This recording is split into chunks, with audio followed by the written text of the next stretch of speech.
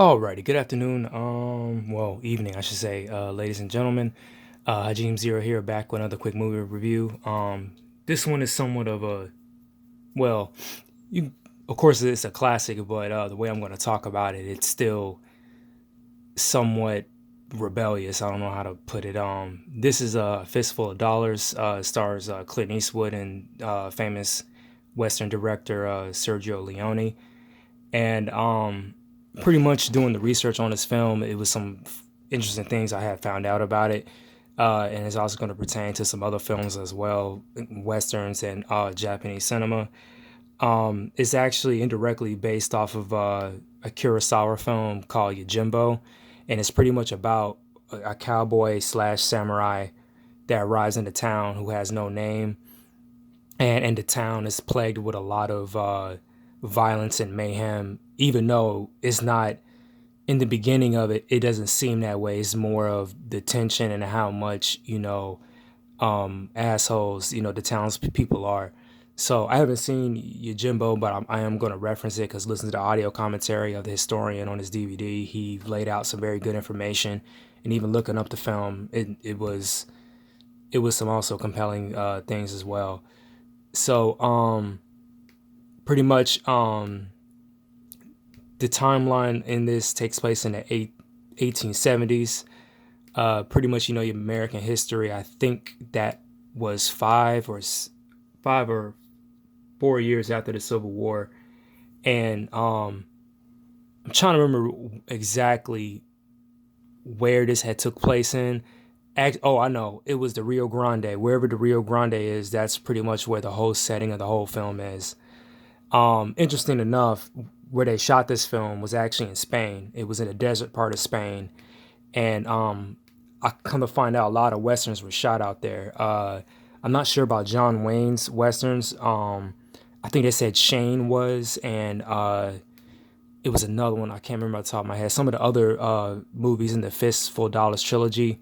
It's kind of funny because in this collection set I got, it was 4 movies, and if you see Indiana Jones, I think The Last Crusade, it was in the same area where they had shot some of the same westerns. As a matter of fact, if you see The Last Crusade, right around before the ending of the third act, where Indy is fighting the Nazis, and his dad think he has died. That whole action sequence, it has a similar color palette when you see this film.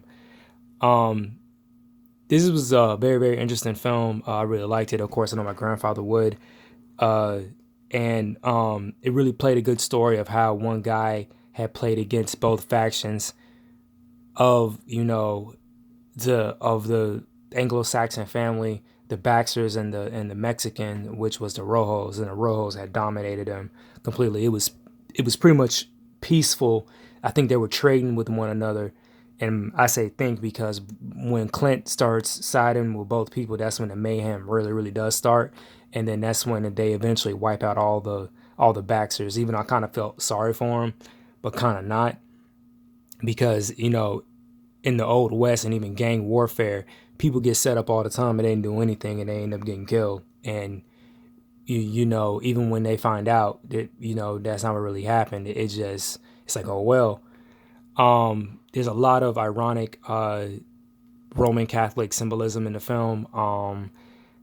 At one point, Clint actually, or his character who has no name, even though he's referred to as Joe by the graveyard's keeper.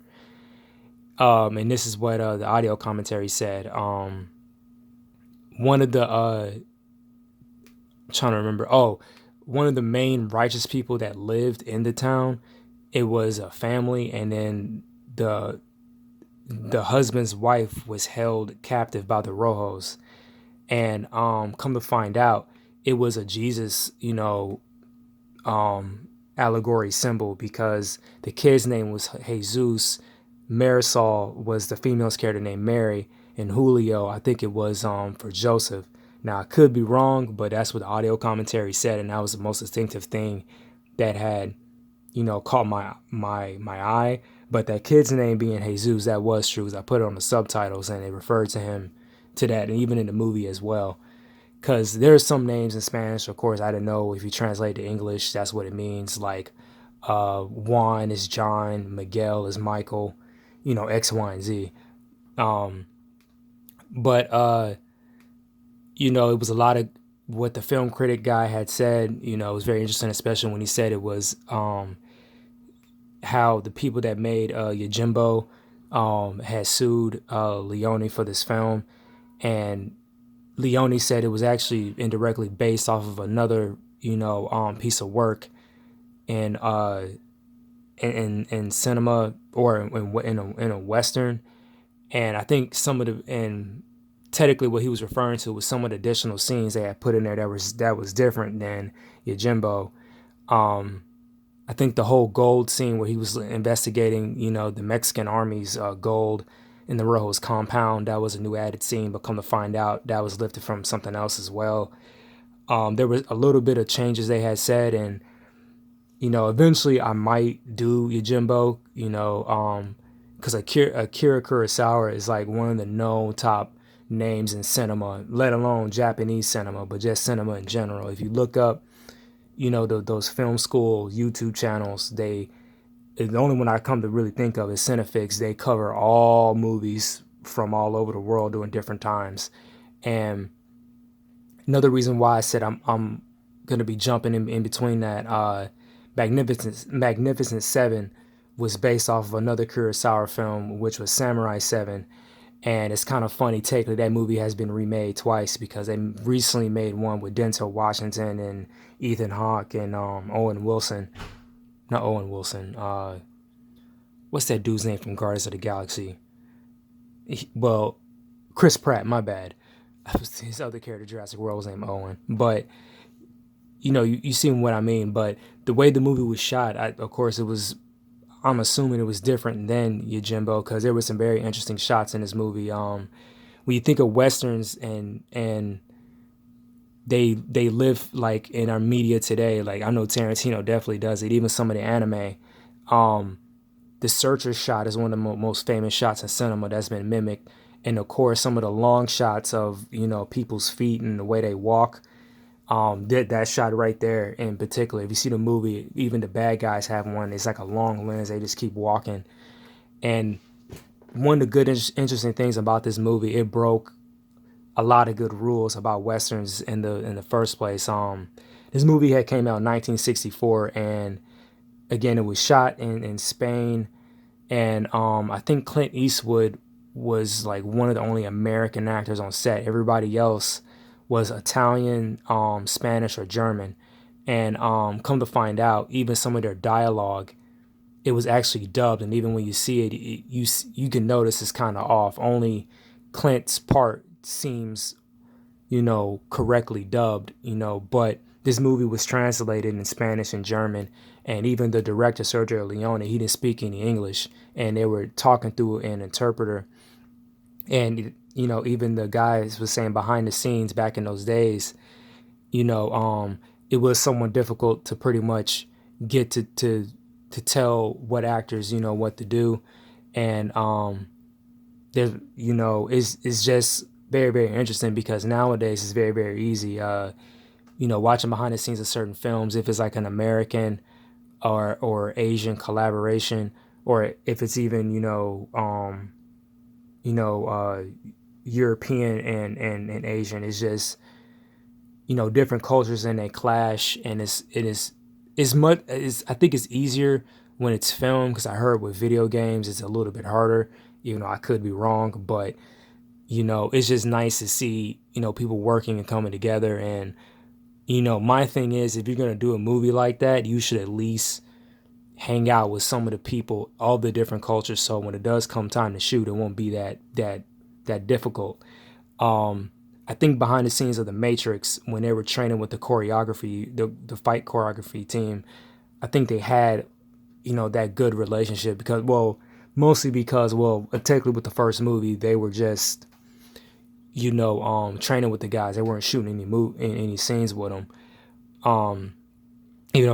Of course, later they had a much bigger budget and cast and all that. But going back to this film,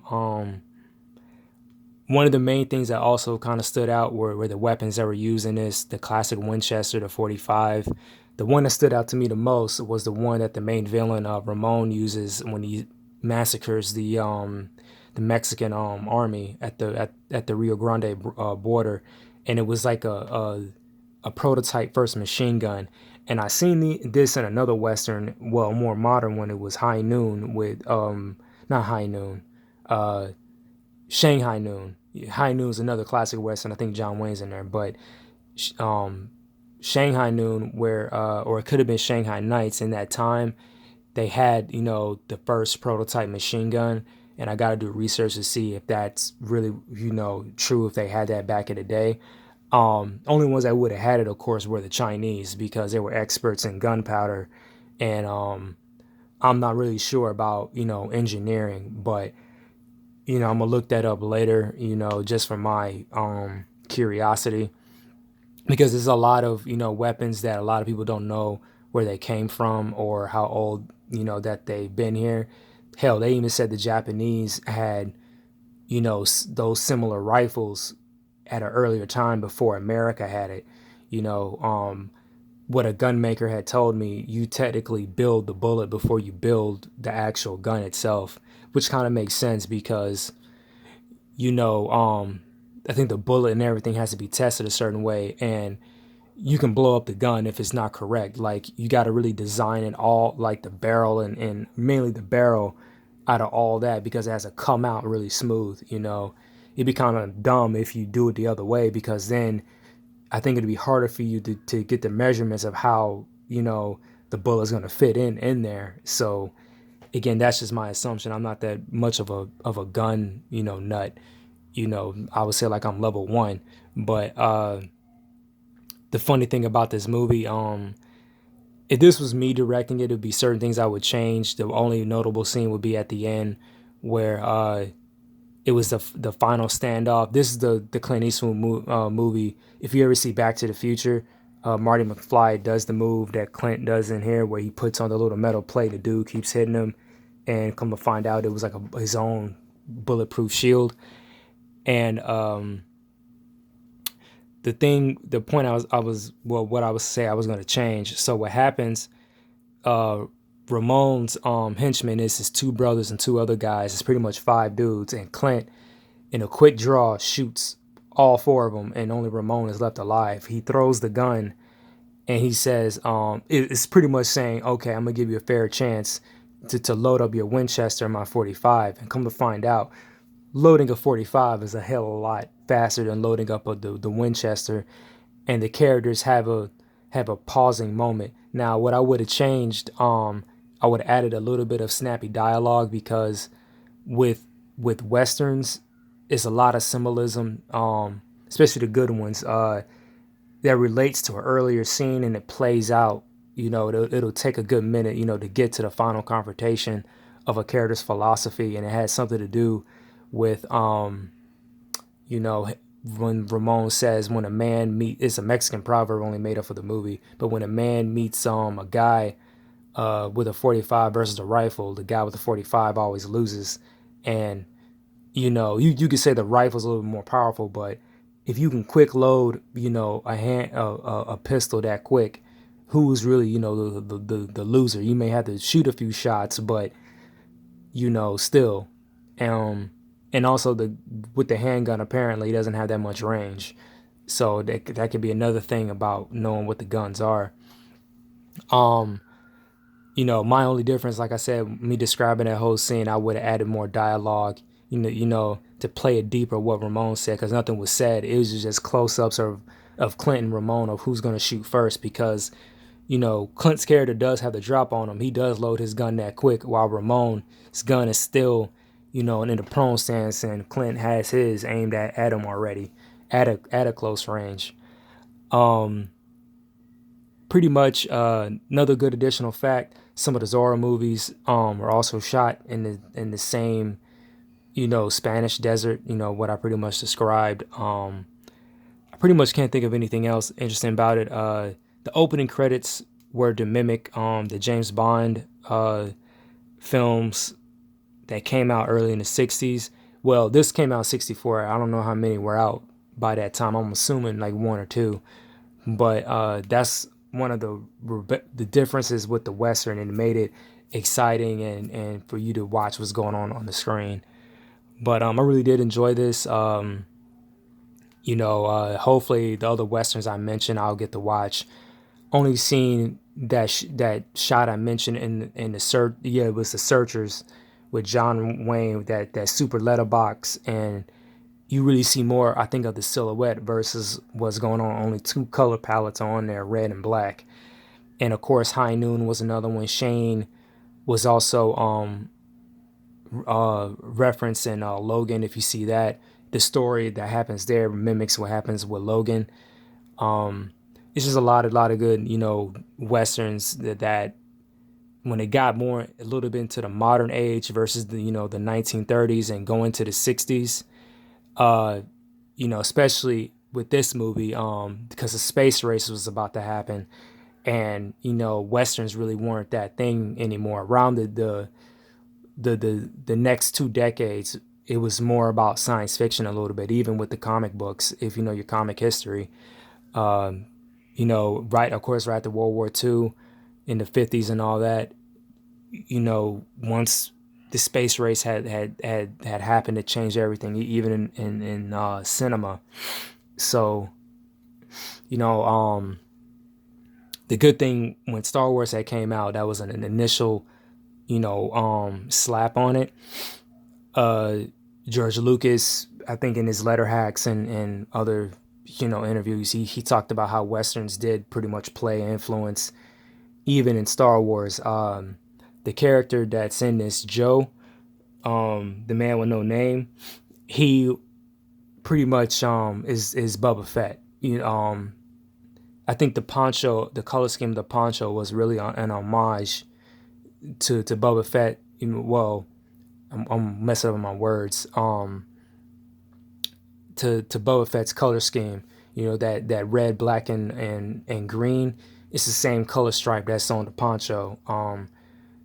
And Clint really doesn't wear the poncho that much in the movie, but just how his style is and everything and this and that. I think Han Solo was indirectly an inspiration to his character as well. It's just, one's a bounty hunter, one's a smuggler, but they had the both same kind of attitude, except, George was more clever in slicing up certain personalities about him because, of course, Boba Fett was the bad guy in, Star Wars. He just had that title of bounty hunter and being mysterious. You never see his face.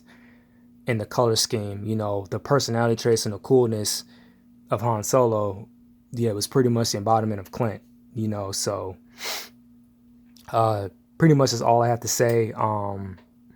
There's some anime that had, been inspired, by Clint Eastwood's character in this as well. If you guys watch JoJo's Bizarre Adventure, I think Wikipedia said the character was also modeled off of Clint, one of the characters. There was a black exploitation film, which I'm not going to repeat the name. Again, you just go a quick Google search and look at it. You'll find everything you want to know. I'm just giving my review and additional facts and banter, this, that, and the other. But that's me, running my mouth, and I will talk to you guys later. Sayonara.